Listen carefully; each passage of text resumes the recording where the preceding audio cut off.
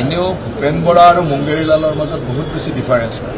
তেখেতৰ দুটা কথা, এটা প্ৰথম ইলেকশ্যনৰ আগে আগে এটা সপোন দেখে, মুংগেৰীলাল কা হাচিন সপনা যিটো সেই তেনেকুৱা এটা সপোন দেখে, আৰু ঠিক ইলেকশ্যনটো শেষ হোৱাৰ লগে কিয় হাৰিলে তাৰ এটা কাৰণ কয়। এনেও ভূপেন বৰা আৰু মুংগেৰীলালৰ মাজত বহুত বেছি ডিফাৰেঞ্চ নাই। মুংগেৰীলালে যেনেকৈ সপোন দেখি আছিল ঠিক তেনেকৈ ভূপেন বৰাই সপোনবিলাক দেখি থাকে।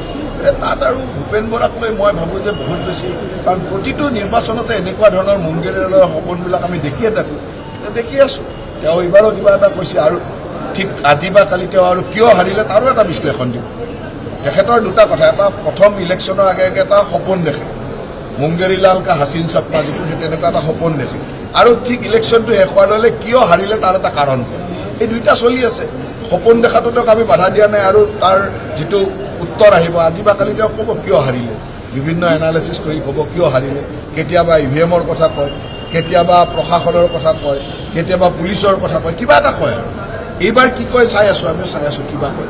অসমৰ মানুহে যেতিয়া দেখিব যে যি দলৰ নেতাই ৰাষ্ট্ৰবিৰোধী কামৰ লগত জড়িত থকা বুলি মানুহৰ সন্দেহ হ'ব, সেই দলটোতো আৰু মানুহে আদৰি ল'ব নোৱাৰে। অসমৰ ৰাইজে এতিয়া প্ৰতিটো মুহূৰ্তত চাই আছে যে কংগ্ৰেছ দলৰ নেতাৰ বিৰুদ্ধে যি ধৰণৰ অভিযোগ আহিছে যে তেওঁ পাকিস্তানলৈকে গৈছিল, তেওঁৰ পত্নীয়ে পাকিস্তানৰ পৰা দৰমহা লয়, তেওঁৰ সন্তানো বিদেশী, এই ধৰণৰ অভিযোগবিলাকৰ যেতিয়া ৰাইজৰ ওচৰত মুখ নুখিলিব, ৰাইজেতো সন্দেহ কৰিবই।